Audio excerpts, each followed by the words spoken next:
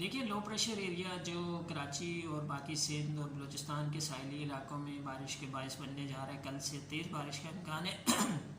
वो इस वक्त इंडियन गुजरात के आसपास मौजूद है और अगले 12 से 18 घंटे में वो जब सी में दाखिल होगा तो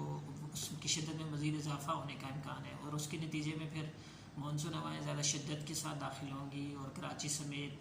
पूरे सिंध में और ख़ासकर लोअर सिंध में उसमें ठट्ठा बदीन, हैदराबाद, कराची, मीरपुर ख़ास, थरपारकर, जामशोर और दादू और फिर आगे चल के बलूचिस्तान की तरफ लसबेला और मारा, बसनी, गवादर, इन सब एरियाज़ में तुरबत पंजगूर तक